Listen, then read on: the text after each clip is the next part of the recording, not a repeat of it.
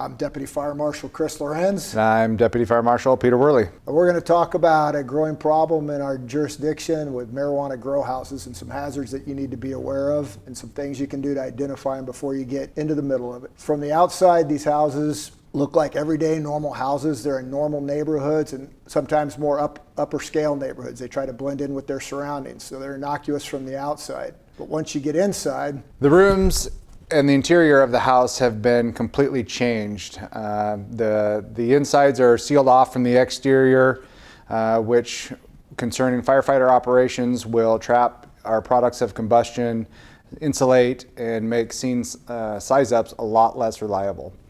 You'll have your exhaust systems. We've only seen a small handful of these, but the exhaust systems are venting into void spaces like the attics. We had one where they actually vented all into a bathroom, and they had an operable skylight, and all of that vented up through the skylight. And in that case, the fire was in the basement originally, and it vented out through the roof, so it looks like it's coming from an attic fire rather than where it's actually originating. So it can make your size-ups significantly more difficult. They're going to cut up the rooms. They're going to build in walls where there wasn't a wall. You're going to see, looking up the stairs, this is a wall that was not there that they cut off. Here they subdivided the garage into 3 different rooms. Sometimes they may only partially build the walls. All this is going to make your getting disoriented inside of one of these structures extremely easy. And on top of the disorientation, you have electrical hazards, which are a hazard in and of itself. You have wiring running all over the place, which would be an entrapment hazard, but also we've seen them bypassing the electrical panels.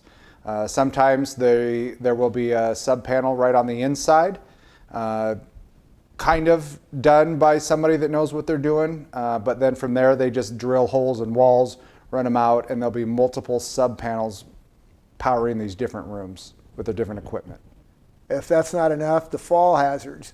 These charcoal filtration systems dry weigh 250 pounds. Once you start spraying water inside and they get wet, they're a lot heavier than that. There's numerous dozens of these throughout the houses. They fall on top of you, it's going to be a bad day. They use lots of different chemicals. In this particular house where the pictures were taken, this was in the kitchen, just all lined up from their fertilizers, but there's a particular fungicide that we want to talk about as a health hazard to us. So Eagle 20 is a fungicide that's been out in the market. It's used in agriculture commonly. It's safe for consumption as long as it's eaten, but it is forbidden on products that are going to be burned, like tobacco products. It's banned for use on tobacco products. And marijuana is a form of a tobacco product. It's not supposed to be used on it, because when it burns, it turns into hydrogen cyanide. And for those of you that aren't up to speed on that, that's bad. It also has some skin absorption properties that are bad for us. So you go dragging hose lines through there, getting the hoses all soaked with this chemical on it, then you go to clean up, it soaks through your clothes and onto your skin. Again, bad stuff. So to reiterate some of our watch outs and sum up some of the things here. From the exterior, the curtains will be in the windows, the blinds will be in the windows, but all the exterior openings are sheetrocked or plywooded or otherwise covered. So you're not going to be able to, punch a window and put a hose line through, or you're not going to really see smoke coming from these windows. Your interior floor coverings are protected because of what they like to do is they grow for a couple years. Then they either run insurance scams or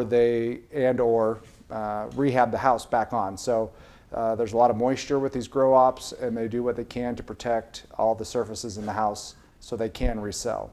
Your rooms are all subdivided, and we have lots of exposed wiring and ventilation. So you may show up to these houses and you might not notice anything till you get inside the front door. But if you happen to look closely and notice that the windows are boarded up, covered up from the other side of the blinds by sheetrock or maybe OSB, but it's typically sheetrock, that should be your first clue. They'll leave typically only one door unblocked, and that's usually a front or a back door. Everything else is sealed up. But if you do open the front door and you step inside and you notice wiring running like it is here, just through a hole, out another hole, into another room, the floor's got tarps over them or some kind of protective coating on, light bulbs should start going off in your head. You turn the corner and you start seeing vent ducting and more wires running down the hallway. Our recommendation to operations is to pull back and fight just like we used to fight meth house fires, just from the outside. There isn't going to be a rescue component to this because these people typically will not live there. They may stay there for short periods of time while they're tending their products, but all they do is move from house to house, looking out for the welfare of their plants.